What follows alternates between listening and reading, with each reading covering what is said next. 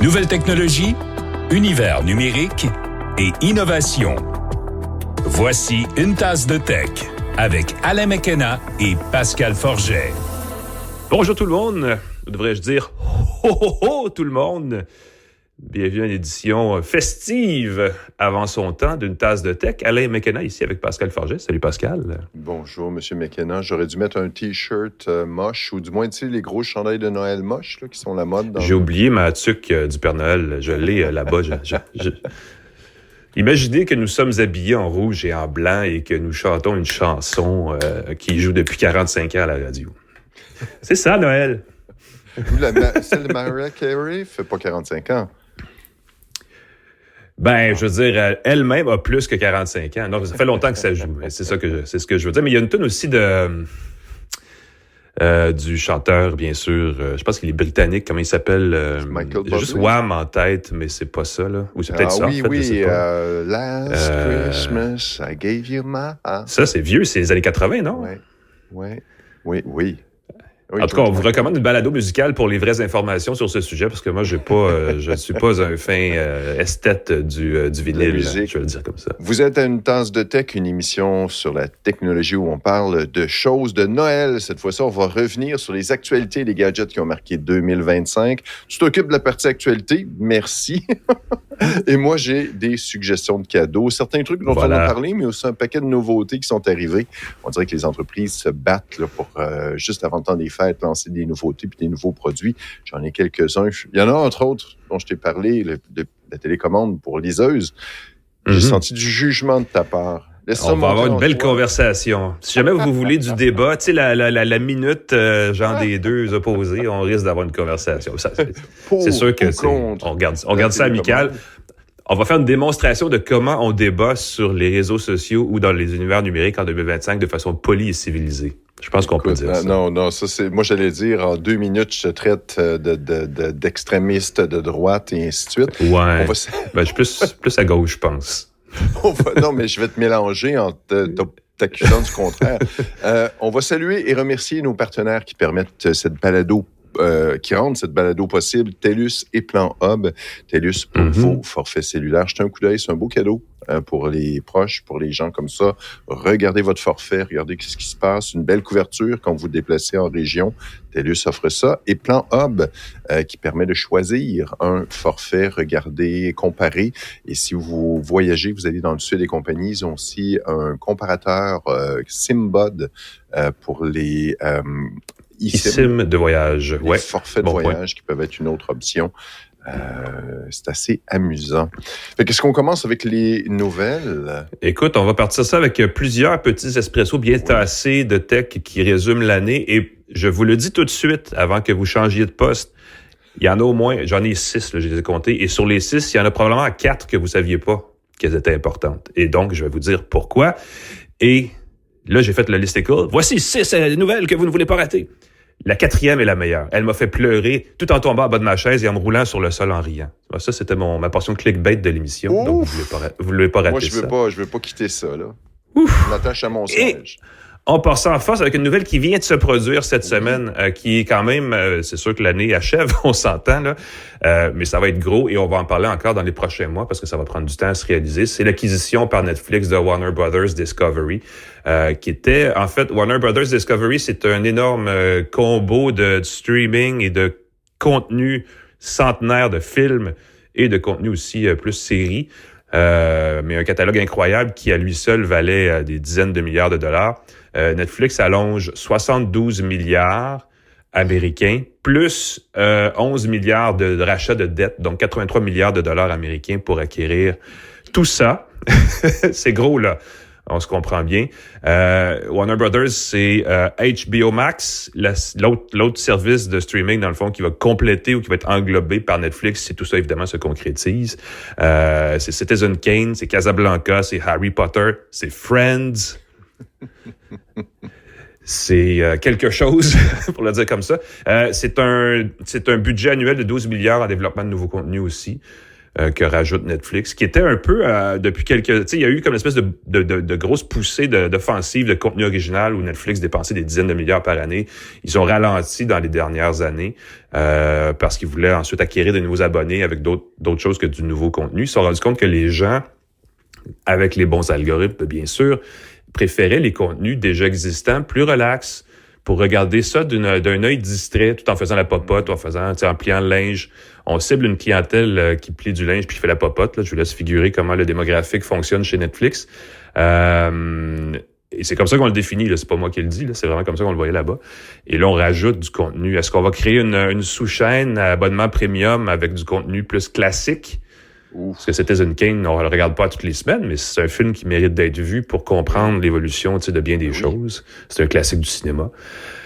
Ça va être intéressant de voir, mais je vais prédire ceci. C'est une grosse nouvelle. Le gouvernement américain, qu'on aime beaucoup ces temps-ci, est quand même extrêmement critique face à la concentration dans ce créneau-là, sauf quand c'est un ami milliardaire du président. Et là, il n'y a pas d'amis milliardaire du président dans cette transaction-là, donc ça se pourrait que ce soit ralenti par l'administration américaine. Ça se réglera pas en 3 mois, ça va prendre du temps. Est-ce que ça va changer l'offre de Crave que fait Bell au Canada, qui inclut HBO Max, jusque dans certaines séries qui sont diffusées par CTV? C'est une bonne question. Il n'y a pas eu de réaction encore chez Bell. On va suivre ça de très près, mais ça va débouler au fil des prochains mois et ça pourrait lancer... Quoi qu'il reste plus grand-chose, mais ça pourrait lancer, je regardais les résultats d'analystes, les publications d'analystes, plus du côté financier, mais ce qu'on spécule, c'est que ça va lancer une petite vague de concentration des services, parce qu'on dit que les gens, et c'est bon, j'ai écrit un livre complet là-dessus, donc je sais de quoi il parle, on peut pas s'abonner à 10 services, les gens n'ont pas les moyens, ils n'ont pas le goût de s'abonner à 10 services, donc là, tout d'un coup, si tu te dis, j'en veux juste un, ben là, Netflix / HBO Max / Warner devient une source de contenu tellement riche qu'ils ajoutent à leur domination du créneau. Et ça va probablement forcer peut-être Disney, qui est le plus gros concurrent direct, à agir dans ce sens-là aussi. Peut-être faire un lien. On sait qu'il y a toujours une proximité entre Disney et Apple. Est-ce qu'Apple TV et Disney vont se rapprocher? Je lance ça comme ça. Si ça arrive, vous l'avez entendu ici en premier parce que personne avant moi l'a dit. Je vous le dis tout de suite. Ça, c'était la première nouvelle. Grosse nouvelle de l'année. C'est sûr que ça vient d'arriver, donc oui, c'est à cause de ça, c'est frais et ça a l'air gros. C'est sûr que ça va être gros parce que ça touche quelque chose qui affecte... On est tous abonnés à un service de streaming, là. Fait que c'est sûr que c'est une grosse nouvelle, mais qui va débouler dans le temps, peut-être plus en 2026. J'enlève évidemment les petits morceaux en début parce que les dernières sont plus grosses. Et la suivante, c'est le lancement. Et c'est gros et c'est pas gros en même temps, mais le lancement de la Switch 2 par Nintendo a été une grosse nouvelle de 2025. On va s'en reparler dans 5-6 ans, puis on va se dire, ouais, c'est vrai. T'avais raison, Alain. T'es vraiment le doigt sur le pouls de l'actualité technologique, littéralement. Parce que ça a comme relancé un optimisme qui avait complètement évacué le secteur du jeu vidéo depuis 2 ans. 2024-2025, dans le jeu vidéo, c'était morose, c'était pas le fun, il y a eu des mises à pied, il y a eu des studios qui se demandaient où est-ce qu'on s'en va dans le futur, on se disait est-ce que c'est la fin des super consoles, même pendant un bout de temps, on se le redemandait, ça revient à tous les 3-4 ans, là, cette question-là, et là on était rendu à se la reposer encore une fois. Et le lancement de la Switch 2, une console qui est à la fois très technique, très performante, mais aussi très polyvalente, très grand public, familiale, a redonné le sourire à bien des gens. Notamment des acheteurs, parce qu'il y a eu des files d'attente pour acheter la Switch 2 chez GameStop, chez Best Buy. Sous petite nouvelle, le fun, la recanadianisation de EB Games, le fait que c'est un entrepreneur de Montréal qui a racheté la chaîne canadienne, ça aussi, c'est une belle petite nouvelle. Mais il y a eu des files d'attente donc pour la Switch 2 devant EB Games, devant Best Buy. Ça rappelait presque la pénurie de PlayStation 5 quand elle a été lancée là, il y a 5 ans, mais on avait prévu une production conséquente. Il n'y a pas eu de brisure de production. Il y a juste un petit moment où il n'y en avait plus, mais ça a duré un certain temps. Et ça a permis... c'est moins le fun pour nous, les consommateurs et les amateurs de jeux vidéo. Ça a permis à Nintendo de monter le prix de ses jeux, donc de recréer une espèce d'engouement vers la rentabilité de faire des nouveaux jeux. Et ça, évidemment, on paye plus cher pour des jeux. Est-ce qu'on est content? Non. Mais ça relance un peu le développement et ça faisait... À qui je parlais de ça cette semaine? Ça faisait du bien d'avoir cette nouvelle-là parce que ça relance des nouveaux jeux. Ça aussi permet de revisiter des jeux qui sont justement améliorés. Là. Version remasterisée. Remasterisée, oui, exactement. Tableau supplémentaire, ça fait que tu as envie de le racheter. Exact. Sur une console qui est plus achetable, justement, que les PlayStation et Xbox, parce qu'elle coûte moins cher. Et en fait, ça n'a pas de lien direct, mais ça donne quand même le goût d'y revenir, parce que aussi, au courant de l'année, on a vu Electronic Arts, entre autres, être racheté, là, avoir un nouvel acquéreur sorti de la bourse. Ubisoft se scinder, parce qu'on se rend compte il manquait de prise de risque, il manquait de nouveaux contenus frais et original et peut-être un peu plus audacieux. Et tout ça dans le jeu vidéo s'est passé cette année. Donc, c'est peut-être un moment pivot, on va se dire, quand Nintendo a lancé la Switch 2, il s'est passé un moment pivot où les jeux, tout d'un coup, ont éclaté dans plein de directions, et c'était sans que ce soit directement lié. C'est un peu ça qui est arrivé. On n'en parlera pas cette année. Je pense que ça va être en 2026 que ça va marquer l'esprit, parce qu'évidemment, c'est là qu'on va voir la nouvelle console. Mais la Steam Box, la nouvelle console de Steam qui s'en va dans le salon, devrait challenger moins Nintendo, mais plus Xbox, peut-être un peu plus la PlayStation aussi, avec ce qui, dans le fond, qui était le fantasme de Bill Gates à l'époque, d'avoir un PC dans ton salon, tu sais. Parce que c'est jamais vraiment entièrement concrétisé, parce que la Xbox est toujours resté plus une console de jeux vidéo qu'un outil multimédia très large. Et ça pourrait ramener justement la discussion sur est-ce que la Xbox devrait devenir un PC de salon dans la prochaine génération, qui fait plus que juste du jeu vidéo. Elle le fait déjà quand même un peu, parce qu'on peut avoir des applications, on peut avoir Netflix sur la Xbox, on peut avoir plein d'affaires. Mais la Steambox, on risque d'en reparler au début de l'année prochaine, et de son impact sur le marché des consoles qui, forcément, deviennent des outils médiatiques, disons-le comme ça, plus élargis que juste des consoles de jeux vidéo. Ça va être le fun à jaser de ça dans l'émission comme celle-ci d'une tasse de tech, mais à la fin de la saison 12, l'année prochaine. Mais avant aussi. Très drôle. Oui, puisqu'il va y avoir des gros changements avec Windows, la fin de Windows 10 qui a amené un gros brassage. Les gens se sont rendus compte que leur ordinateur, c'était peut-être le temps de le changer. Et tu m'amènes à la prochaine actualité, en fait. Exactement. Qui est une non-actualité. Et c'est ça toute la nouvelle, c'est qu'on aurait pu voir émerger cette année Windows 12. Hein? Personne ne vous avait parlé de ça à part nous cette année. Il y a une raison à ça. Il y a eu deux choses qui sont passées du côté de Windows. Windows 10, tu l'as dit, on arrête à la fin octobre, en tout cas, on a cessé d'offrir des mises à jour de sécurité et des mises à jour de cours et du support en général chez Microsoft, en disant tout le monde va migrer vers Windows 11. Il y a plein de monde qui ont acheté des PC pas chers durant la pandémie en se disant Windows 10, je peux vivre avec. Malheureusement, c'était pas prêt pour la mise à niveau, donc ces gens-là vont vraiment rager, et ils ont le droit. Ces gens-là peuvent aussi faire juste attention puis continuer avec Windows 10 sans trop de problèmes, mais c'est une autre conversation. Et ce que des gens imaginaient, c'est qu'on aurait pu arriver chez Microsoft cette année avec un Windows 12 centré solidement sur l'intelligence artificielle, le fameux copilote, avec plus d'intégration de la commande vocale, avec plus d'intégration des agents d'IA, le fameux agentique, qui est une actualité dans quelques instants, où je vais revenir. Mais non, on a sorti une mise à jour de Windows 11, 25 H2, qui est très costaude, cela dit. Mais je veux dire ceci. Vous savez, je fais une balado d'auto, j'écris sur l'automobile, j'essaie des chars souvent, puis je critique toujours les consoles centrales, les gros écrans qui ont l'air d'une pizza, de plein d'applications puis d'icônes qui n'ont aucun bon sens les unes dans les autres. Et je vais faire un gros parallèle. Windows 11, là, avec le menu démarrer, puis toute la volonté de Microsoft d'ajouter de la publicité, d'ajouter du contenu, on commence à ressembler à une grosse pizza qui n'a aucun bon sens. On est dû pour une nouvelle version de Windows épurée, peut-être améliorée grâce à l'IA, et on a raté, à mon avis, et de l'avis d'experts qui sont pas mal plus experts que nous, là, cette occasion-là de marquer le pas, de dire voici le système d'exploitation pour l'ère de l'intelligence artificielle générative. On l'a pas fait. Mais c'est difficile parce que d'un côté, tu veux intégrer le maximum de fonctions dans Windows 11. L'agentique veut dire que tu vas ajouter un paquet d'éléments séparés. Est-ce qu'il n'aurait pas dû faire une version minimaliste que tu peux installer, là, Windows 11 tout nu, pas de pub, pas rien. Et tu dis, hey, tu vas avoir une expérience avec l'intelligence artificielle, on rajoute les agents. Mais j'ai le feeling tout simplement que Microsoft, que c'est pas prêt encore. Probablement. J'ai pas l'impression que pousser ça aujourd'hui, peut-être que dans un an, ça va être totalement différent, mais on voit le retard, on voit qu'Apple hésite à aller dans l'intelligence artificielle. Ça fait presque 2 ans maintenant qu'on promet un Siri avec l'intelligence artificielle. Copilote, ça marche plus. Des nouvelles fonctions, on voit que OpenAI offre à chaque semaine, nous presque des mises à jour révolutionnaires. Nano Banana qui arrive, ça bouge beaucoup. Mais est-ce qu'on était prêt, il y a quelques mois, à lancer un Windows 12? C'est une bonne question.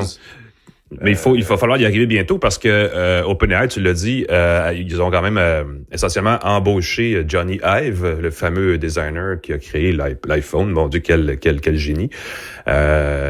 Pour créer la prochaine génération de hardware, donc de matériel informatique, et qui sera sans écran. Donc ça, c'est un gros coup dur pour Windows, pour macOS, pour les systèmes traditionnels. Si on a une espèce de petit agent... moi, j'en ai un ici, je l'utilise zéro, là. C'est le Rabbit. Le petit Rabbit. Qui est indicatif d'une tendance chez les fabricants, mais peut-être que ça lèvera pas, on le sait pas. Mais OpenAI pense qu'il y a une nouvelle génération de produits qui vont remplacer le PC ou qui vont au moins complémenter le PC plus que le fait le téléphone intelligent et qui n'auront pas d'écran. Donc, ça va être à suivre. C'était définitivement pas prêt l'an passé. Non, exact, c'est ça. C'était trop tôt. Ben oui. Trop tôt. Fait que l'an prochain, on va peut-être se mordre les doigts là-dessus. Je lance tout de suite ma prédiction que peut-être qu'on va avoir en 2026 une montée du logiciel open source. Et là, quelle distribution ça va être? Quelle au pluriel? Parce que les gens du logiciel libre ont tendance à pas s'entraider trop. C'est supposément la collaboration, l'amour, la liberté et tout. Mais chacun lance sa distribution, chacun mousse sa distribution, puis chacun a l'air de s'engueuler avec son voisin parce que sa distribution a un meilleur système, interface, kernel. Il y a tellement d'éléments là-dessus. Donc, j'ai bien hâte, mais j'imagine que ça pourrait, l'an prochain, justement, peut-être en réaction à des systèmes qui vont moins bien marcher, qui marchaient parce qu'on veut trop mettre de l'avant l'intelligence artificielle. C'est peut-être le temps de sortir un système d'exploitation tout nu, simple, efficace, rapide, qui va faire comme « wow, ça fait ce que je fais » sans fioriture d'intelligence artificielle et connecté aux besoins, ce qu'on veut dedans, versus l'intégrer profondément dans le système. Les morceaux existent déjà si on pense à, par exemple, on installe une distribution de Linux, on installe un logiciel qui permet de faire rouler un LLM, le LLM de son choix, auquel on ajoute un dialogueur, et on a quelque chose qui est pas loin de ça, effectivement. Donc, peut-être qu'une version allégée de Linux avec sur laquelle on appuie une grosse distribution d'un modèle de langage avec commande vocale, et on a quelque chose d'intéressant. Mon Dieu, ça va me donner le goût de bidouiller. C'est pas bon, ça. Je ne fais pas d'amis à Noël. Puis, si je peux me suis permettre, dans mon sous-sol à bidouiller. L'autre élément qui va vers l'hypothèse de la montée des logiciels libres, c'est qu'avec Steam comme moteur de jeux vidéo, je crois que ça marche maintenant sur Linux. Et je vois qu'il y a beaucoup de gens qui se disent moi, j'installe plus Windows, je mets Steam sur Linux. C'est optimisé. Il y a une distribution dont le nom m'échappe, là, qui est optimisée pour le gaming. Et là, encore une fois, il y a peut-être des gens qui vont dire, tant pis, je veux plus je veux jouer, je veux m'amuser. Fait que si on a une version de Linux qui est axée intelligence artificielle, ça pourrait être l'autre chose qui pourrait faire que, C'est un bon point. Je l'ai pas mis là, mais tu me fais penser que, parlant de Windows, on aurait aussi bien pu aussi nommer le mot emmerdification comme le mot de l'année dans les technos. Parce que Outlook, Office, Teams, Windows, Microsoft a mis le doigt dans l'engrenage de cette tendance et on est rendu loin, comme bien d'autres services, d'autres entreprises d'ailleurs. Google, le moteur de recherche, c'en est un qu'on a critiqué beaucoup cette année pour ça. On n'en a pas beaucoup parlé, mais là, on va en parler pour vrai, parce que c'est évidemment un autre élément fort de l'année, l'intelligence artificielle générative, mais pas n'importe laquelle, ou pas n'importe quelle distribution, peu importe, ou le modèle de langage, mais vraiment la tendance vers l'agentique. On en a parlé toute l'année. Au début de l'année, c'était Google qui disait « 2025, c'est l'ère de l'agentique qui débute ». Puis là, cette semaine, Amazon, avec AWS, disait « Nous aussi, on se lance dans l'agentique ». Et là, tout le monde fait comme « Mais qu'est-ce que c'est ça ?» Avec raison, parce qu'on en parle. On attend toujours les premières manifestations de ces fameux agents d'intelligence artificielle qui seraient capables de tout faire dans une tâche très spécifique, évidemment, à notre place. Par exemple, et c'est l'exemple que tout le monde utilise, je sais pas pourquoi, et les gens de Yelp doivent s'en frotter les mains parce que c'est toujours cet exemple-là. Vous voulez réserver un restaurant. Vous voulez aller au meilleur restaurant italien en ville. Donc, vous allez sur Yelp et là, vous demandez des affaires, puis là, vous appelez, vous prenez une réservation, vous raccrochez et c'est fait. L'agent d'IA va tout faire ça à votre place. Va aller sur Yelp, va trouver le meilleur restaurant. Je sais pas pourquoi, mais Yelp doit capoter, sérieusement. Va appeler le restaurant va prendre la réservation, l'agent va tout faire, va même pouvoir payer à votre place parce que Google a lancé un outil de crypto là, qui permet aux IA de s'échanger des transactions, en tout cas. Grosse patente. Et à la fin de la journée, vous allez au restaurant, vous avez rien fait à part demander à votre agent « Hey, book-moi un restaurant italien ». Puis là, vous allez au restaurant italien. Ça, c'est la théorie. La pratique, évidemment, c'est pas encore arrivé parce qu'on en parle, mais cette notion d'agentique, là, c'est le mot de l'année, agentique, mais cette notion d'agent autonome d'IA, on en parlait avec LG en 2021, qui avait un nouveau partenaire qui s'appelait Element AI, qui avait tout réalisé ça. Element AI, qui était l'espèce de start-up montréalaise qui a disparu là, il y a 2 ans. On en parlait en 2018 avec, mon Dieu, qui en parlait à ce moment-là? Au début de l'IA, là, c'était une grosse affaire aussi, mais c'était pas ces gens-là, c'était d'autres entreprises. Ça revient, c'est cyclique. Mais on attend toujours la manifestation concrète de ça et ça arrive pas. Mais cette année, semble-t-il, c'est la bonne. À date, c'est pas vrai. C'est ça. Mais c'est ce que disent les géants. Amazon, Google, OpenAI vous disent tous, regardez-nous bien aller. Voilà, c'est ce qui justifie les centaines de milliards de dollars d'investissement. Vas-y, passe, excuse-moi. La chose que je vois avec l'agentique, il y a 2 volets. Le premier volet de l'agentique, pour moi, c'est de ramener l'intelligence, de spécialiser l'intelligence artificielle. Donc, on rend ça plus facile pour l'intelligence artificielle. Au lieu de dire, tu es une intelligence artificielle qui fait tout. Moi, je compare ça à un agent d'immeuble ou à un agent de oui, mais chaque agent exécute une tâche spécifique. Là. C'est pas une affaire omnisciente qui sait tout. Cet agent-là a une tâche spécifique, fait que tu n'as pas besoin de lui expliquer j'aimerais ça acheter une maison. Ah, mais j'ai jamais fait ça. Je vais m'informer. Tu spécialises ton agent dans un domaine, le domaine de l'immobilier, par exemple, dans le domaine de l'agent de placement, l'agent de... et ça, c'est le premier volet. Puis ensuite, tu permets à cet agent-là tu donnes accès à ton compte bancaire.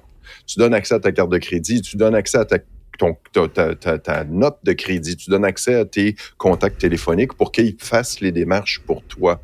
Et là, c'est un niveau de confiance que si l'intelligence artificielle, à la base, donne des résultats incertains, hallucine des trucs, tu peux te réserver dans un restaurant miteux pour 42 personnes, prépayé, et puis... c'est pas ce que tu veux. Fait que là, si à chaque étape, tu dois valider le travail de l'intelligence artificielle, ce que tu ferais avec un stagiaire, ce que tu ferais avec... tu gagnes pas énormément de temps. Et je vais aller plus loin que ça, parce que tu parlais tantôt des distributions Linux, comment chaque adepte, apôtre de sa propre distribution monte au créneau pour se chicaner avec tout le monde, parce que cette distribution est la meilleure. Ben oui. L'IA agentique, tout le monde a sa propre définition et tout le monde se chicane. Exactement. Et je le sais, quand j'écris là-dessus, j'ai toujours 2 ou 3 lecteurs, mais t'as complètement pas compris c'est quoi l'agentique. Puis là, t'es comme, ça recommence. Et ça, comme le crypto, comme tous les autres trucs dans ce genre-là, quand ça vire comme ça, là, c'est jamais bon signe. Ouais. Un jour, on s'entendra sur une définition et peut-être que le créneau va décoller, mais on est là. Mais ça amène aussi un sous-point lié à l'IA agentique et à l'IA en général, c'est la notion d'IA souveraine, parce qu'on en a parlé toute l'année et c'est devenu plus pressant que jamais maintenant d'avoir une infrastructure d'intelligence artificielle souveraine, et ça, quand on dit souverain, on parle au Canada, on veut quelque chose qui serait le plus canadien possible. Quand on est en Europe, on parle de quelque chose qui serait le moins américain possible. Essentiellement, c'est un peu ça que ça veut dire. On est en train de jouer avec ce concept-là cette année et de le définir. Et je parlais avec des gens de Coveo, qui est une entreprise québécoise là, en intelligence artificielle, de ce que pourrait signifier une infrastructure souveraine d'IA pour le Canada. Et chez Coveo, on dit, par exemple, nous, on est hébergés, on est assis sur AWS, mais nous sommes une entreprise canadienne, donc on pourrait faire partie de l'infrastructure canadienne souveraine, malgré que ce soit sur AWS, qui est Amazon, qui est américain. Donc, ce serait un peu comme l'assemblage de véhicules. Là. Un véhicule canadien contient genre 30% de composants et de charges de travail locales. Donc, c'est pas 100% canadien. Donc, je pense qu'on s'en va vers une définition de l'IA souveraine qui va pas exclure les géants américains. Mais c'est un terme qui a émergé beaucoup cette année. Et ça fait partie de ce qui était nouveau dans l'intelligence artificielle. Donc, c'est quelque chose que maintenant que vous nous avez écouté, vous le savez, vous êtes prêts pour 2026. Parce que là, on va parler de robots. Il y a d'autres nouvelles, oui. Des idées cadeaux. Non, mais j'ai pas fini les nouvelles. Mais pour l'intelligence artificielle, ça coche. Et en 2026, encore une fois, dans cet épisode-ci, l'année prochaine, en décembre 2026, on va vous reparler de l'IA matérielle, parce que ça, c'est la grosse affaire qui s'en vient l'année prochaine. C'est pas juste d'avoir de l'IA, mais de l'incruster, de l'intégrer dans des équipements matériels concis, donc un robot humanoïde ou une machine qui fait du café ou n'importe quoi qui va être comme... Il y a de l'IA là-dedans, mon homme. Fait qu'on va suivre ça avec attention l'année prochaine. Autre nouvelle qui commence, autre technologie émergente, je devrais dire, qui commence cette année, dont on va parler encore demain, parce que j'ai un embargo sur une nouvelle qui concerne un fournisseur national de services sans fil qui se lance dans le service mobile par satellite. C'est ça, vous comprenez qu'on va parler de téléphonie satellite parce que c'est un truc qui a beaucoup décollé cette année et ça décolle pour vrai. C'est pas de la spéculation, c'est pas de la projection. Cette année, on a vu émerger l'accès au satellite par la téléphonie mobile. Là, vous dites, bon, oui, mais Starlink, c'est de l'Internet par satellite. C'est pas mobile, c'est fixe. Ça prend une antenne qu'on plante dans le sol ou qu'on accroche au coin de son véhicule récréatif, mais c'est pas un truc qu'on peut faire sur son téléphone directement. Et ça, c'est la grosse nouveauté cette année.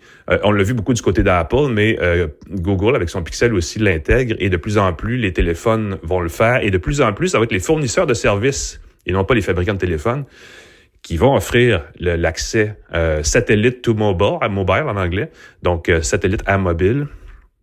Puis ça va être probablement éventuellement, parce que pour l'instant, on teste, c'est en bêta, donc c'est gratuit pour les gens qui sont curieux. Mais vous comprenez qu'un jour, on va vous proposer un forfait cellulaire. Et pour une prime de plus, un accès satellite en plus. Donc là, les gens vont devoir payer davantage pour essentiellement faire ce qu'ils font en ce moment sur ces réseaux cellulaires, mais via les satellites. C'est en train de commencer. On peut déjà envoyer des messages textes à partir d'un iPhone, à partir d'un téléphone Pixel, à partir de l'Apple Watch la plus récente. C'est pas encore entièrement à point, mais on travaille là-dessus. Et les fournisseurs, je pense que c'est Rogers qui a lancé un service bêta, et je vais dire universel, dans le sens où même les clients d'autres fournisseurs pouvaient aller sur ce service-là pour essayer la téléphonie par satellite. Donc, on promet, au fil des prochains mois, un rehaussement de ce service-là, au-delà évidemment de la messagerie texte, mais avec des appels et aussi des applications plus riches en termes de contenu. Donc, ça s'en vient. Et pas seulement dans les régions éloignées, mais partout où il n'y a pas de signal cellulaire. Par exemple, pas loin de 10 mètres dans le fond de ma cour, j'ai pas de signal. Fait que ça marche avec le satellite. T'es vraiment dans une zone sombre. Le truc que je trouve particulier, c'est, si je ne m'abuse, le service satellitaire demande d'avoir un ciel dégagé. Tu peux pas être à l'intérieur. Ben, c'est pas si pire parce que je l'ai fait dans le bois, je l'ai essayé dans la forêt, quand même, mais avec un lac, au bord du lac, oui, à travers les branches. Il faut pas qu'il y ait de faut pas faire ça à travers des immeubles, c'est ça, exact. C'est ça, mais à l'intérieur. Mais donc c'est un complément au réseau. Puis ça va mener à cette conversation-là où les fournisseurs de services vont vous vendre un bundle connecté Wi-Fi, cellulaire, satellite. Ça va être comme ça qu'on va dire, les téléphones, en toute transparence, vont passer d'un à l'autre et vous serez toujours connectés. Ça, c'est la théorie. La pratique, on verra bien, mais la théorie a vraiment émergé en cette année, en 2025. Courte nouvelle, voilà. Et une dernière pour vous, 100% québécoise, qui va se faire ressentir plus tard, mais qui est survenue en octobre cette année, c'est l'entrée en vigueur de la loi québécoise contre l'obsolescence programmée. Là, je suis vraiment content parce que j'ai tout dit ça sans bafouiller. Mais c'est beaucoup. Bon, on va voir à quel point le gouvernement québécois et le Québec a du poids dans l'échiquier technologique mondial. On n'est pas l'Europe. Parce qu'on promet ceci. Désormais, pour tout achat d'électroménager ou d'appareils électroniques au Québec, les fabricants doivent garantir la disponibilité des pièces et des outils de réparation pour une durée raisonnable. Et surtout, on ajoute aussi la notion de score de réparabilité. Et les fabricants devront l'afficher. C'est quelque chose que la France fait déjà, entre autres choses, entre autres pays. Donc, on dit c'est la fin de l'espèce de jetable là, où les fabricants vendaient une laveuse, une sécheuse, un téléphone irréparable. Puis au bout de 4 ans, on dit, il est brisé, mon gars, faut t'en acheter un autre. Là, on dit non, on peut. Et on voit évidemment Google, Apple déjà offrir des kits, des trousses de réparation. Samsung, même du côté des électroménagers, devra le faire aussi. Et tous les autres fabricants, bien sûr. Et ça donne le goût d'acheter le petit kit du bidouilleur là, de iFixit, qu'ils ont des trousses de différents niveaux de complexité. Oui. Écoute, sérieusement, on va les revoir au CES cette année, mais je les ai vus au CES l'année dernière, puis on a jasé pendant 1 heure sans aucune raison, parce que c'est le genre de place où on s'accroche les pieds, et là, on jase. Et là, tu te dis, waouh, quels outils incroyables propose-t-il? Et ça permet de réparer des téléphones, des tablettes, des ordinateurs, si vous avez un appareil réparable et si vous avez le goût de bidouiller. C'est pas encore super simple, c'est-à-dire que c'est pas comme un clic, puis c'est fini, on s'entend. Il y a peut-être même du soudage, du dessoudage, du collage, du décollage. Les vis, là, ça a du bon. Des vis, là, ça a bien pour enlever le panneau attention, du téléphone. Mais des vis avec une connexion étoile triangulaire de nouveau de l'air spatial qui a juste un tournevis dans le monde qui défait, ça, c'est moins le fun. Mais bref, on tente au niveau là, du provincial, du gouvernement provincial, de pousser vers la réparabilité. Tu vois, j'ai bafouillé, j'avais dit tantôt que c'était difficile. Mais à suivre pour ça, mais c'est une bonne nouvelle parce que ça devrait réduire les déchets électroniques qui sont nombreux. Et tout le monde fait comme, j'ai pas le choix d'acheter mes appareils. Mais oui, on a toujours le choix. C'est juste d'acheter les bons. Oui. Des fois, c'est pas facile à réparer. Puis quand on voit le niveau de complexité, moi, juste de réchauffer un téléphone pour enlever la colle et tout, je trouve que c'est au-delà de la capacité. Et c'est pour ça que les petites boutiques de réparation, ça peut être un marché assez le fun, parce qu'ils ont des outils, ils ont l'expérience. Mobile Clinic est une belle chaîne. Il y a Second Cell, je pense. Oui.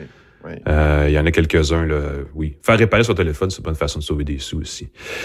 C'était le tour en 1, 2, 3, 4, 5, 6 nouvelles efficaces de ce qui s'est passé dans le monde en 2025, dans le monde technologique, bien sûr.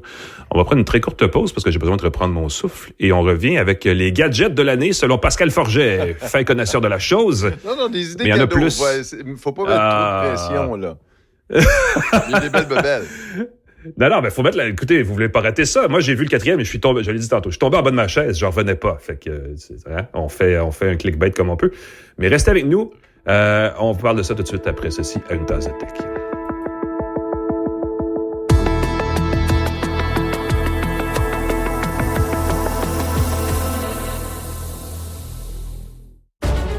Pour une mise à jour sur l'actualité qui bouge d'heure en heure. Pour tout savoir sur ce qui se passe ici ou ailleurs. Abonnez-vous au balado Les Actualités Cogeco Nouvelles. Écoutez-nous partout, en tout temps. Sur votre application Cogeco Média. De retour à Une tasse de tech avec Alain McKenna et Pascal Forget.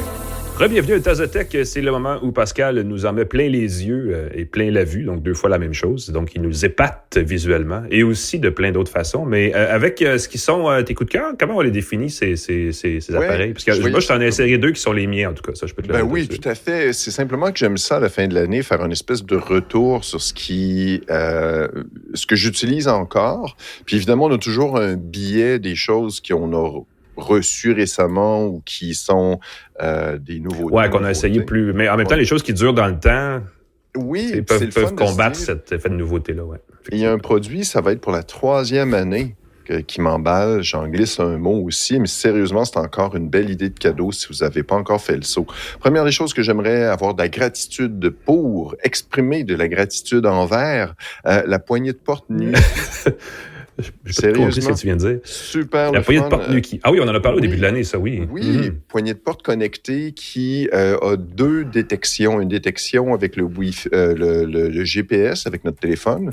Fait que ça permet, quand on s'approche de notre domicile, de se mettre en attente pour s'activer quand on active le Bluetooth. Fait que ces 2 étapes-là font que j'approche de chez moi, j'ouvre la porte de l'entrée, qui est encore malheureusement avec une vraie clé, mais j'entends ping-pong dans mon téléphone et ma porte se déverrouille parce que je suis à portée de Bluetooth.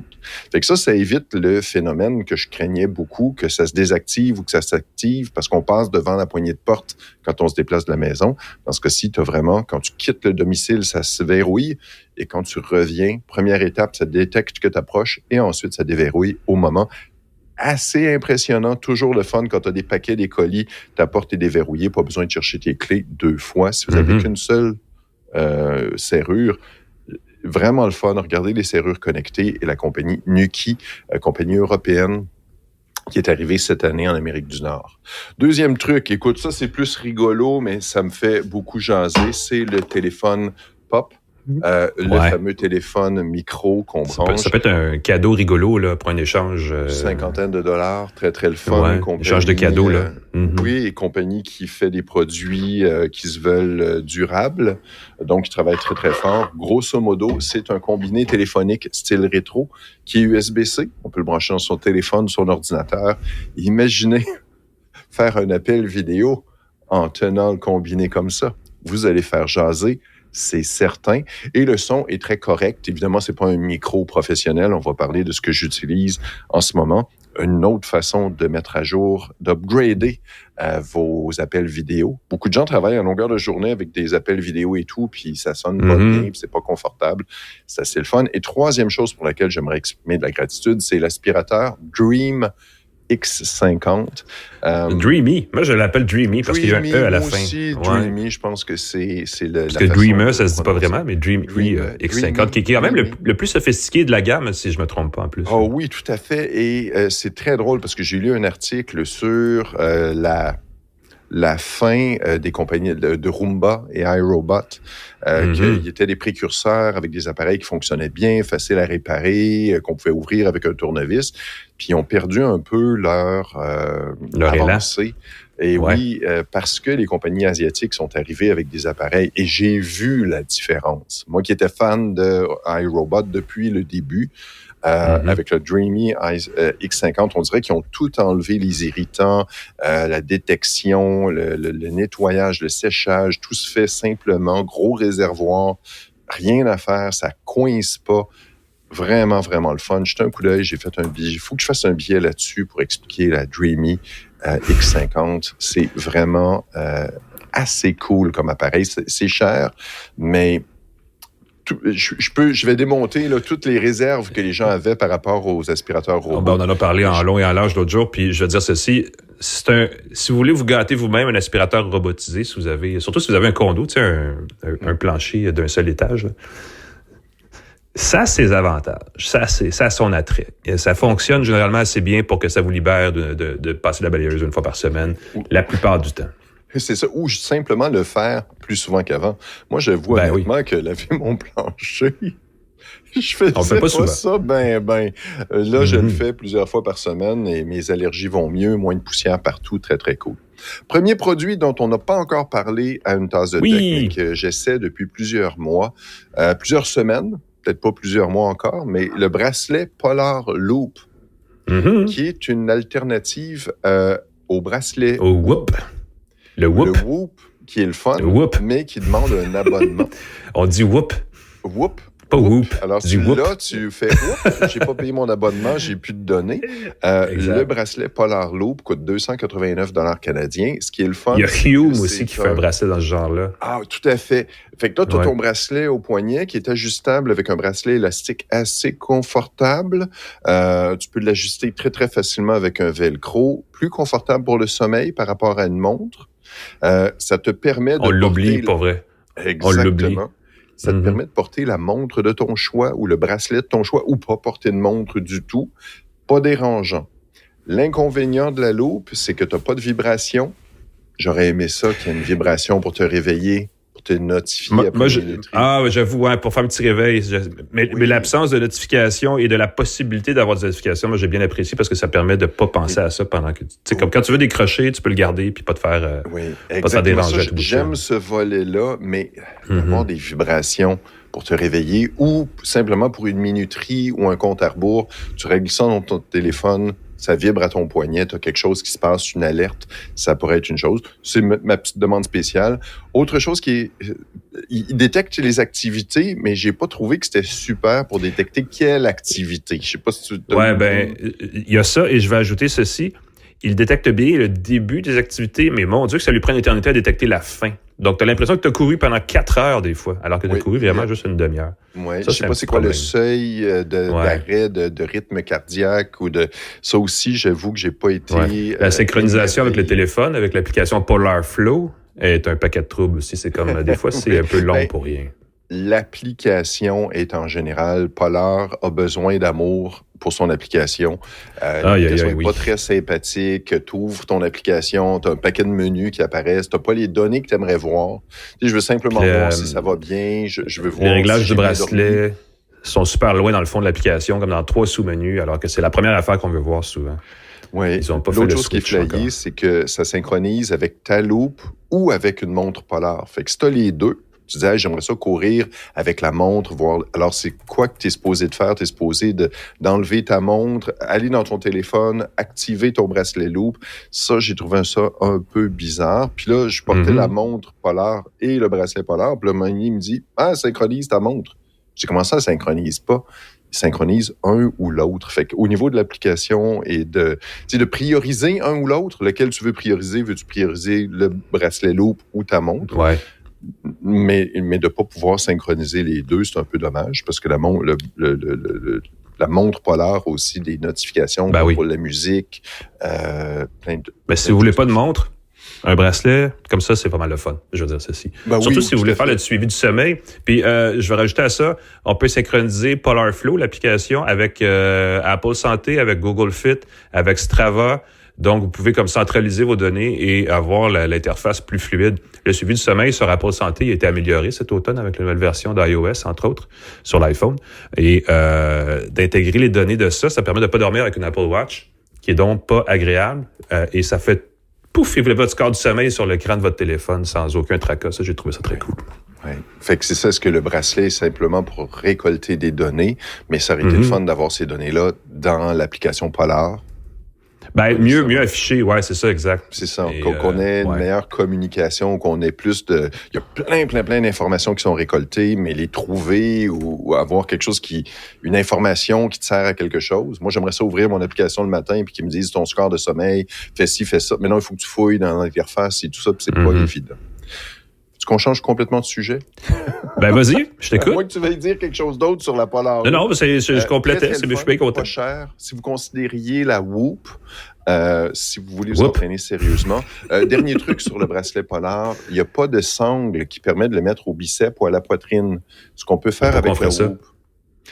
Pour avoir des données plus précises, il y a des gens qui n'aiment pas ça avoir au poignet. Il semble qu'au biceps, tu peux avoir des données entre autres, de rythme cardiaque plus précises. Et même chose, tu pourrais le mettre autour de ta poitrine pour avoir des données qui ne bougent pas. Au poignet, des fois, ça fluctue. Je me disais, c'est un petit détail, là, mais ça permettrait de changer le mal de place des fois pour certaines activités intenses. Assez chouette autrement, le Polar Loop. Il faut que j'en parle. Moi, je suis un sucker pour tout ce qui est trucs de cuisine et trucs chers de cuisine, évidemment. Il y a la compagnie Our Place qui fait le Titanium Always Pan Pro. T'as pas vu ça? Du Wi-Fi là-dedans? Il est où le gadget? Non, j'ai pas ça. Le Wi-Fi, c'est simplement que c'est en titane. Il y a un coating, un recouvrement en titane à l'intérieur, ce qui fait que tu peux l'utiliser, contrairement à tout ce qui est anti-adhésif normalement, qui ont des enduits en téflon ou en toutes sortes de matériaux qui vont se décoller à un moment donné. Donc, tu dois remplacer ta poêle anti-adhésive régulièrement. La Titanium Always Pan. Et là, c'est très, très, très infomercial, ce que je vais dire. C'est assez génial parce que c'est vendu avec une spatule en métal. Et ça faisait littéralement, là, je me demande, ça fait pas 20 ans que j'ai pas utilisé une spatule en métal parce que j'utilise toujours des poêles, des grattes en plastique pour mes outils, pour garder le fini et tout. Et là, ils disent, tu peux gratter allègrement. Ça va au four, elle est lourde, la surface devrait durer. J'ai regardé plein de trucs. Il y a plein de gens qui disent qu'après un certain temps, elle devient sale. Le fonctionnement, c'est qu'il y a un petit motif à l'intérieur avec des hexagones, avec un point au milieu. Ça créerait une zone qui facilite l'évaporation pour empêcher. J'ai été très agréablement surpris. Si tu l'utilises en mettant un peu d'huile au départ, j'ai fait des œufs avec. Les œufs se déplacent. Tu sais, normalement, tu couds ta poêle, les œufs ont failli s'envoler de la poêle. Il semble que ça change avec le temps. Il faut s'assurer de bien nettoyer la poêle. Mais pour $200, c'est assez chouette. C'est avec un couvercle. Une poêle. J'ai beaucoup de plaisir. Et tu peux la mettre dans le four, chose que tu peux pas faire avec toutes les poêles.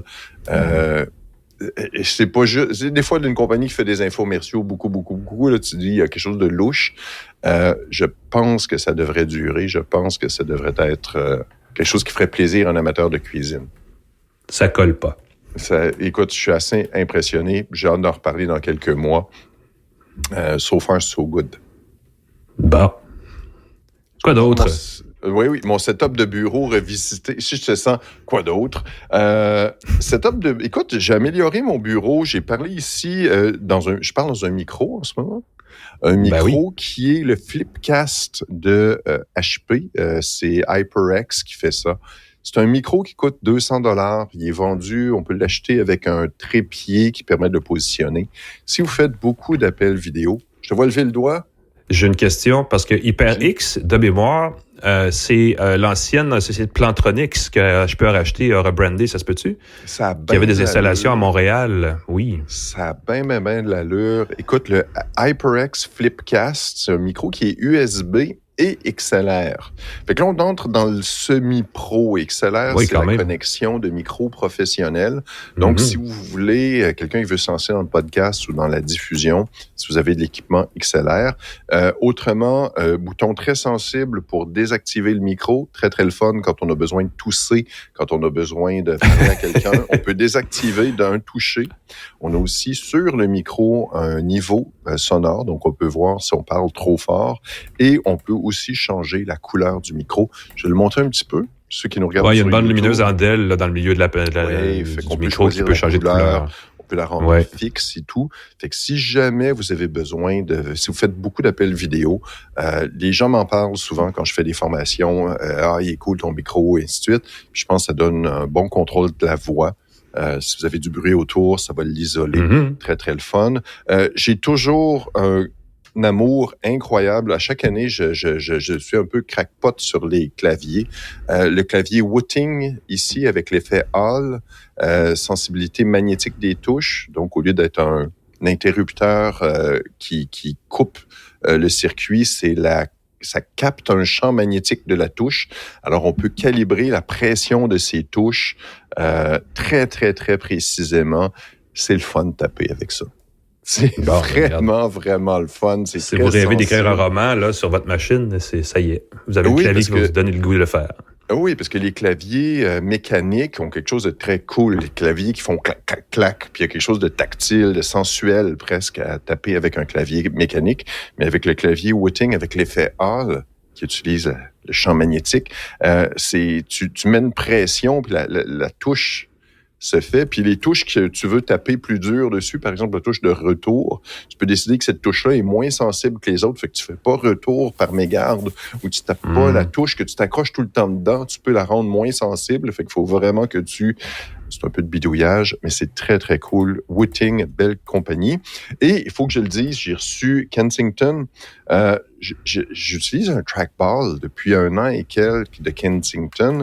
Puis il y a le nouveau... Exactement. Ben moi, j'ai la version ergonomique parce que j'aime pas la version plate. Et là, écoute, ils ont refait une nouvelle version de leur modèle et je vais le nommer ici, c'est le Expert Mouse. Ça s'appelle une souris. Même si c'est un trackball, c'est le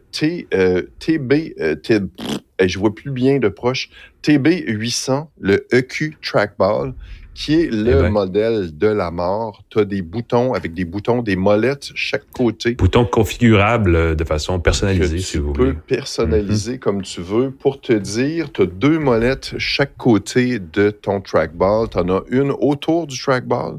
Pour faire défiler des pages à l'écran, tu peux naviguer avec ton doigt dans l'écran avec la boule. Tu as une molette autour pour faire dérouler et tu as d'autres molettes sur les côtés.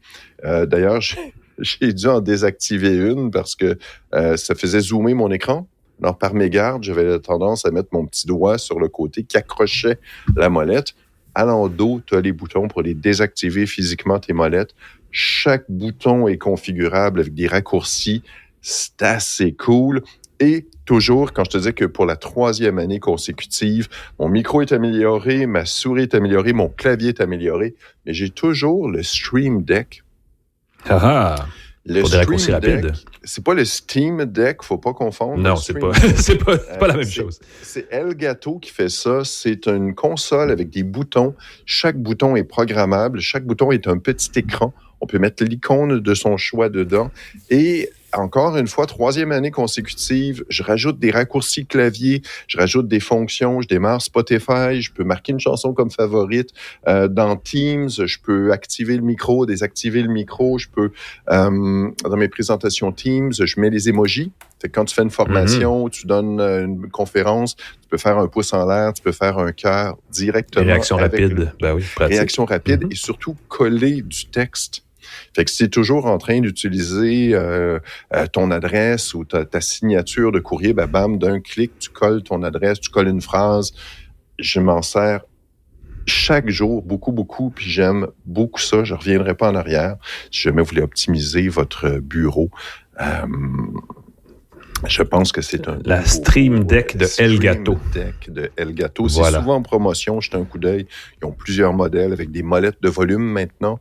Donc, pour ceux qui font du mixage audio ou justement beaucoup de podcasts ou qui écoutent simplement de la musique, regardez ça. C'est un produit que je vous recommande chaudement.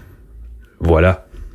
Tu as des écouteurs qui m'apparaissent nouveaux dans tes oreilles, Pascal. Est-ce que tu veux nous en parler? Oui, parce que je suis un peu jaloux. Tes Status Audio Pro X, avec Attends, tu vas trop vite, là.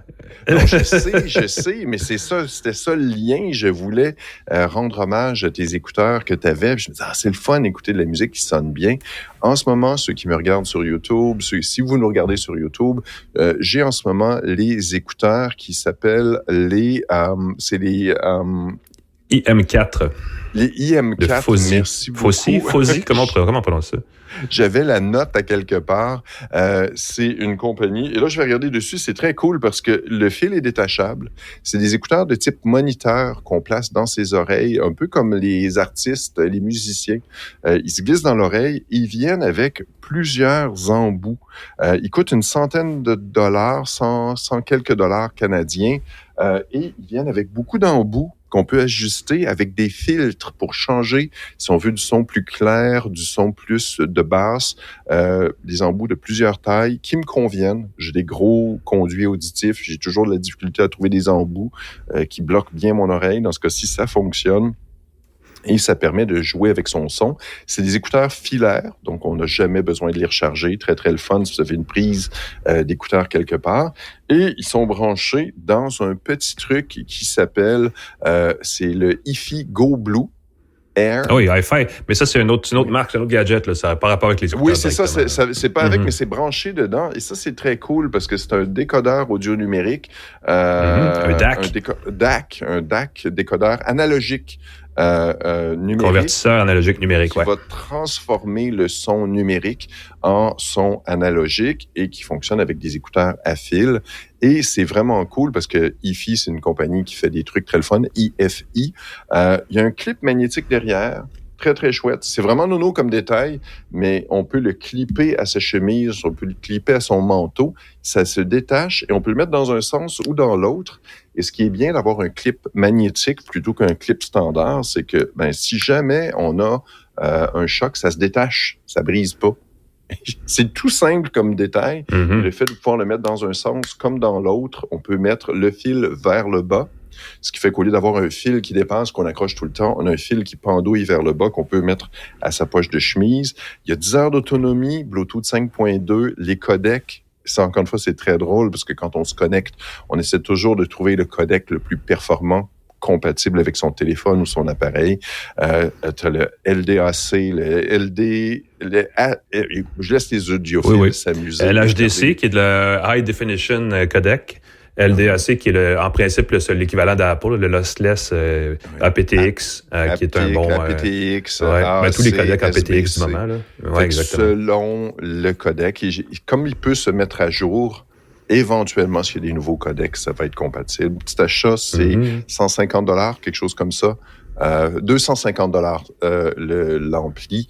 Vous pouvez l'utiliser avec votre ordinateur. Et ce qui est bien, c'est comme c'est sans fil, on a de la bonne qualité sonore et on peut se déplacer et on perd pas le fil. Fait que si vous êtes en appel vidéo, par exemple, vous pouvez continuer d'écouter votre appel vidéo avec du bon son et vous pouvez vous déplacer sans problème. Voilà. Un petit détail. Je vais en parler. Je vais glisser un des deux gadgets que j'avais notés comme recommandation. Les Pro X, les écouteurs. Je les ai pas, sont dans mon sac. Je les ai traînés cette semaine. J'étais en voyage. Les Pro X qui ont une forme très rectangulaire. On en a parlé là, il y a une semaine ou deux. Si vous voulez avoir le détail, allez écouter notre ancienne balado parce que c'est dans la description et je vous en donne tous les détails. Mais si vous cherchez des écouteurs Bluetooth avec une très bonne annulation du bruit active, le fameux ANC, et une capacité à livrer de la musique comme une tonne de briques dans vos oreilles, c'est vraiment le produit à considérer cet automne. Tu l'as dit, c'est une architecture à trois haut-parleurs, 3 très petits haut-parleurs, 3 transducteurs, pour utiliser le terme technique. Donc, c'est des écouteurs à 3 voix, comme on disait dans le temps, avant l'apparition vraiment des écouteurs Bluetooth, compatible avec le protocole aptX lossless et qui promet de rehausser la musique numérique vers l'équivalent le plus possible d'une musique sans perte. Là. On va pas débattre de ça pendant une demi-heure ici maintenant, mais bref. Et il y a 2 choses. Il y a une application mobile, Status Audio, qui permet de le jumeler et de le paramétrer ensuite pour les commandes tactiles, pour l'égalisateur sonore. Et il y a évidemment des égalisateurs préprogrammés faits par Status Audio, qui sont très bien, et par la compagnie Knowles, qui a conseillé Status Audio dans la fabrication des écouteurs. Et Knowles, ils font des composants pour fabricants, pour des enceintes, pour des trucs comme ça, dans le salon, dans l'auto, ailleurs. Et ils sont très reconnus. C'est une bonne compagnie. Et ils ont de base 4 profils audio ou 5 profils audio, 5 de prédéfinis dans l'application pour de la musique, pour un son plus neutre, pour la voix. Donc, si vous écoutez des balados, vous pouvez tout de suite paramétrer et là, on met plus d'insistance sur la voix et un autre pour de la musique plus... de la vidéo, en fait, si vous regardez une série télé, des choses comme ça. Donc, ils sont un petit peu plus chers que ce qu'on peut imaginer. 426$, c'est pas exactement donné, mais ça fait un super cadeau pour quiconque aime beaucoup la musique et aime des écouteurs et porte des écouteurs Bluetooth intra-auriculaires. Ils sont assez confortables, c'est-à-dire qu'ils sont pas vraiment agaçants dans l'oreille. Et le son, les amis, le son, vraiment. Fallait que j'y revienne parce que c'est... avec ça. Écoute, je ne cesse de me trouver des excuses. Comme là, j'ai retéléchargé une version rehaussée de l'album The Wall de Pink Floyd. Oh! Et c'est excellent. Ben, c'était déjà bon en partant, on s'entend, mais là, ça fait longtemps que j'avais écouté. J'avais ma propre version MP3 là, qui était vraiment vieille et à la limite poussiéreuse, si une telle chose se peut. Et là, d'avoir retrouvé une version sans perte et de la pousser avec le protocole aptX qui dégrade le moins possible, dans le fond, la musique numérique, c'est agréable. C'était un petit clin d'œil parce que tu parles d'écouteurs. Je rajoute ça à votre liste, les amis, si vous cherchez quelque chose. C'est pour ça qu'on est là, pour se parler. Puis comme je te dis, c'est ce qui a inspiré ma recherche de retrouver de l'audio plus le fun. Petit détail vraiment cool, il y a Philips qui écrit que son modèle Philips Norelco i9000 Prestige Ultra est un rasoir connecté qui utilise l'intelligence artificielle pour améliorer ton rasage. Ben voyons donc. Donc, avec la brosse à dents Oral-B Wi-Fi patente, tu peux aussi avoir le rasoir Philips. Le rasoir Philips. Écoute, c'est 400$. J'ai vu le rasoir. J'ai vu un modèle très similaire chez Costco à 100$, qui est la version pas connectée. Fait qu'on paie 300$ de plus pour avoir le modèle haut de gamme. Est-ce que ça vaut vraiment la peine? Pas Est-ce que ton poil est mieux coupé par l'intelligence artificielle, Pascal? Mais c'est... On y prend goût, Alain. Je te jure que la première fois que j'utilise un rasoir électrique, ça demande quand même un peu d'adaptation. Mais est-ce qu'il te parle? Est-ce que c'est un bon coup de rasoir? C'est parce qu'elle t'a vraiment passé à la bonne place. À la fin, il te donne un rapport quand tu as terminé ton rasage, puis il dit, tu as passé un peu trop de pression. Tu as fait des mouvements trop brusques, pas assez précis. C'est très intuitif. Ils te disent pas vraiment, fais ci, fais ça. Ils disent grosso modo, pas trop de pression. Pas assez de pression, juste assez de pression. Fait que là, sur ton rasoir, pendant que tu te rases, tu as des couleurs qui apparaissent. Ça devient mauve quand tu as trop de pression, je crois. C'est vert quand tu as le bon mouvement. Et là, tu déplaces ton rasoir, t'apprends. Et intuitivement, je regarde mes sessions de rasage, elles s'améliorent à chaque fois. Et j'ai du plaisir à me raser, Alain. J'étais toujours très, très rébarbatif à l'idée de me raser. Et là, je me rase plus souvent. Écoute, c'est doux comme une fesse de bébé. On peut-tu enlever ça au montage, Alain? La partie où tu aimes te raser? On n'en parle plus. C'est une métaphore, évidemment. Ben oui, mais passe au prochain gadget, alors. Ben écoute, je vais le faire pour toi, si tu veux. Comme ça, on pourra débattre... Voilà. Ben, correct, c'est accepté. Faut évidemment pas dégénérer.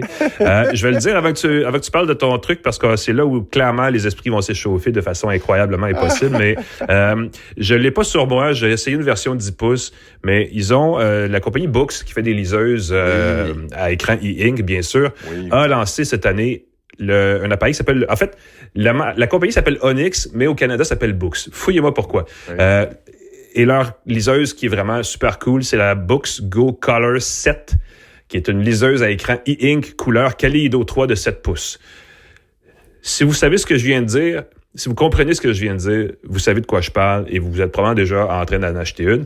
C'est une liseuse, donc, avec le fameux écran style papier, là, l'écran qui était jusqu'ici monochrome. Là, Kindle, Kobo, la plupart ont des liseuses couleurs cette année grâce à cette nouvelle technologie qui s'appelle Kaleido 3, là, qui est un standard pratiquement d'industrie, mais il y a à peu près un seul fabricant d'écran e-ink, puis c'est lui qui pousse ça. C'est que tu as le dernier modèle de Kaleido, puis sinon, t'as pas le meilleur modèle, puis t'es Et les couleurs sont étonnamment vives, le contraste. À chaque fois que je reviens à l'écran d'accueil avec mes pochettes de livres en couleur, je suis comme « Wow! » C'est vraiment... C'est niaiseux parce que je lis des livres sur liseuse depuis des années en noir et blanc. Et là, d'avoir la couleur, mais surtout le contraste, sans que ce soit un écran ACL, sans que ce soit un écran OLED. Ouf! Puis le format 7 pouces, il est vraiment cool parce que c'est le meilleur format pour lire un livre quand on bouge beaucoup.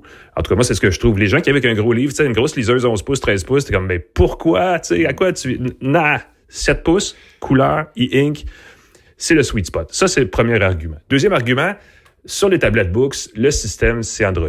Bon, c'est pas la dernière version d'Android, mais c'est Android juste assez pour que tu vas dans les réglages, tu coches une patente et là, pouf, t'as le Play Store de Google légitime et natif. Donc, t'as pas à sideloader des apps, comme on dit en bon québécois. Donc, t'as pas à charger des applications trouvées sur Internet de sources, on ne sait trop si elles sont sûres et ensuite de les télécharger, téléverser sur ton... C'est ça, juste le fait de pas et avoir... Tu peux installer ensuite le prêt numérique, l'application du prêt numérique qui se connecte à... Il y en a d'autres qui utilisent Overdrive, là, mais qui se connectent essentiellement à votre bibliothèque municipale préférée. Généralement, on en a tous une, celle de notre municipalité. Et là, vous pouvez emprunter des livres numériques sans avoir à passer par Adobe Digital Edition sur votre PC. Ça devient compliqué quand on n'a pas l'application directe. Et c'est pas un iPad, donc ça fait pas mal aux yeux de regarder un écran e-ink et de télécharger un livre numérique. En fait, c'est que vous avez tout d'un coup là, toute la chaîne de livres numériques légitimes et le fun et québécoise, ce qui est un détail non négligeable parce que le prêt numérique, c'est québécois. Et vous pouvez emprunter des livres que vous avez le temps de lire et ils sont chronodégradables, c'est-à-dire que vous les empruntez puis au bout de 3 semaines, ils disparaissent puis vous n'avez pas à vous casser la tête, vous ne les retournez pas en retard, il n'y a pas de souci. Il n'y a pas de frais. Et il n'y a pas de frais, exactement. Donc... je vais dire ceci, youpidou, en un mot, et ça coûte, la Books Go Color 7 coûte 350 $, ce qui a priori n'est pas un cadeau, mais c'est justement ça, un cadeau, parce qu'on est dans le temps des fêtes. Et si vous lisez 10 livres dans l'année, vous venez de rentabiliser votre achat parce que vous les empruntez à la bibliothèque, et ça coûte donc 0 $. Et généralement, un livre, c'est 25, 30, 35 $ facilement. Donc, faites le calcul. C'est peut-être, dans le marché des liseuses, là, celle qui, en tout cas, moi, qui m'excite le plus, mais qui vaut peut-être le plus la peine d'être achetée. Je ne me souviens juste pas si, quand on la paramètre au début, parce que la mienne, ça fait longtemps que je l'ai fait, si ça s'affiche en chinois, parce que c'est pas nécessairement une compagnie qui met beaucoup d'emphase sur le fait qu'elle le vend au Canada. Là. Donc, trouver peut-être au début les paramètres. Je pense qu'on peut choisir la langue, cela dit. Mais au début, il y a peut-être cette petite crainte. Wow, ça, c'est bizarre, mais une fois qu'on l'a bien paramétré, c'est magique. C'est tout. Écoute, moi, je parlant de liseuse. Ben voilà, vas-y. Attends, je vais prendre une respiration, je suis prêt à rire. 1, 2, 3, go. Kobo vient de lancer son remote. C'est quoi? C'est une télécommande pour sa liseuse. Et oui. Très, très drôle parce qu'au début de la semaine, j'étais tout énervé. J'ai reçu une mise à jour de ma liseuse Kobo qui dit « Hey, elle est maintenant compatible avec la télécommande. » Et qu'est-ce que je reçois dans une grosse boîte de Kobo? La télécommande. Alain, c'est le... Ben oui, mais où est-ce que tu tiens ton livre quand tu le lis? Tu le mets sur à quel moment tu lis un livre? Ben, à quel moment tu lis un livre puis t'as pas besoin... Anyway, il faut que tu mettes quelque chose dans ta main. Toi, c'est bien de mettre ton livre puis tu fais juste comme... Écoute, j'étais émerveillé. J'étais assis sur le divan. J'ai mis la liseuse sur ma cuisse. Puis là, avec ma main, qui n'a pas besoin d'être à côté du livre, j'avais ma main appuyée sur le dossier de la chaise, sur la coudoir. Et j'appuie sur le bouton, ma page change. Tu as l'autre bouton pour que la page revienne. C'est magique, Alain. Tu as une petite sangle pour le mettre autour de ton poignet pour pas que ça glisse. Ça, c'est une gorgée de café sceptique. Sarcastique. On sent le sarcasme. Et je te le dis, 35 $. Il y avait des télécommandes comme ça qui existaient, qu'on pouvait acheter sur Amazon, qui étaient compatibles avec certaines liseuses. Dans ce cas-ci, ça fait penser à un truc qui, je pense, c'était peut-être un gag, mais c'est un petit mécanisme. Tu sais, quand on lit un livre papier, là, ils se vendaient des machins de squeezer les pages et tu avais une espèce de petit mécanisme avec une ventouse qui allait chercher ta page et qui le tournait pour toi. Ouais. Ben, c'était pour swiper aussi sur Tinder, tout ça, ça swipait automatiquement. Ah, là, ça, c'est... Ouais, ça, je pense pas que cette télécommande-là fait ça, mais... Voilà. Mais sérieusement, si vous avez quelqu'un qui lit beaucoup de livres, C'est très confortable. Sur Comme tu Kobo. dis, si tu as une grande liseuse, les grandes liseuses, moi, je vois ça plus pour le marché éducatif, pour les enfants qui ont besoin de dessiner ou de faire des choses dans leur liseuse, ça existe. C'est une plus petite liseuse, pas besoin de glisser son doigt, c'est très précis. J'ai été étonné. Je m'attendais à ce qu'il y ait un délai désagréable. On appuie sur le bouton, on peut revenir en arrière et vite, on n'a plus besoin de toucher sa liseuse et les pages changent tout seules. Gros coup de cœur, Alain. Et là, Oui, le parce truc, que c'est comment on la range. C'est clairement pas rationnel comme achat, là, on s'entend là-dessus. Je sais. Mais le cadeau, c'est quelque chose, des fois, qui n'est pas rationnel, mais qui procure immensément de plaisir.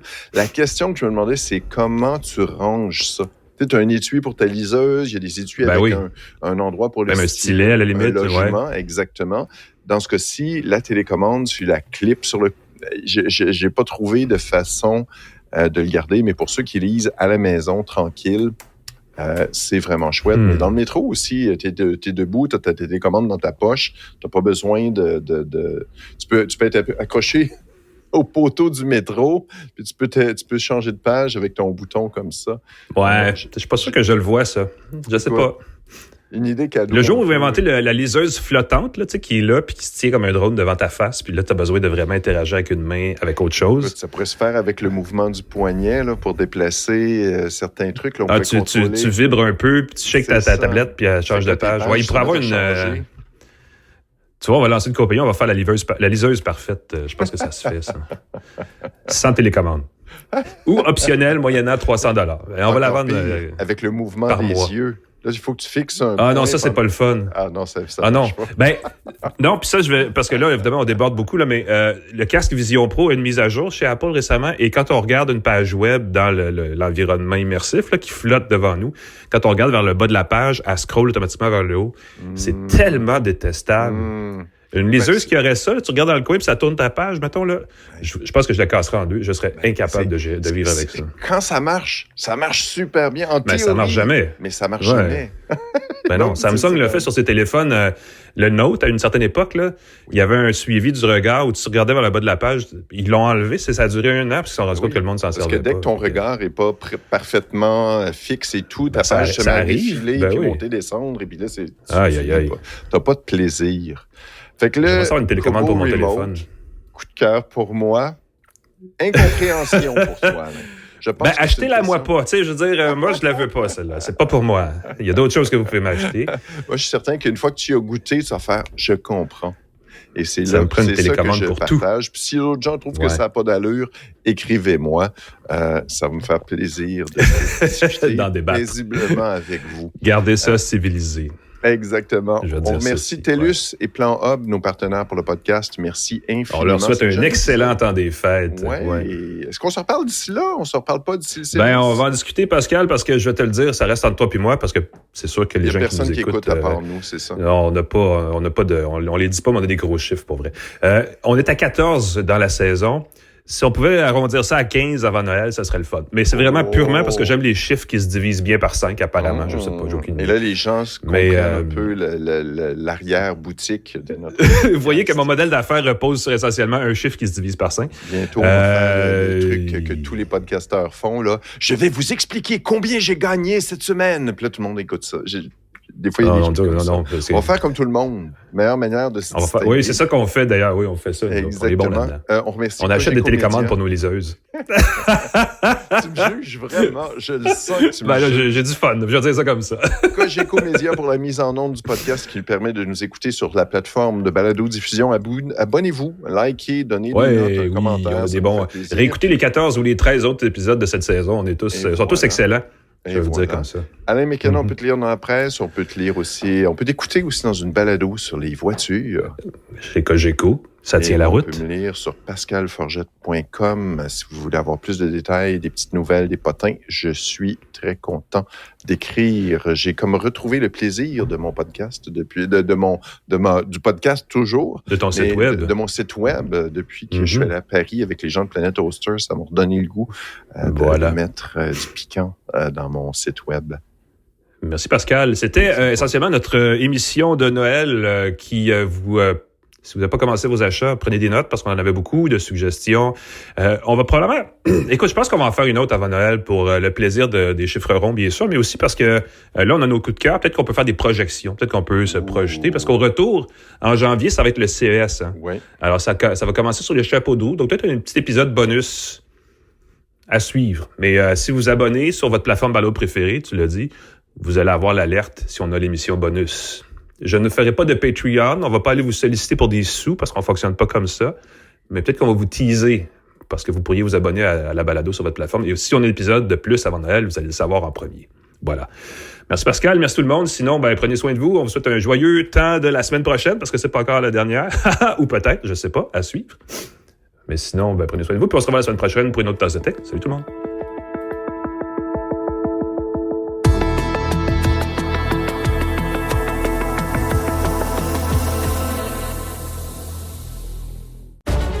Pour une mise à jour sur l'actualité qui bouge d'heure en heure.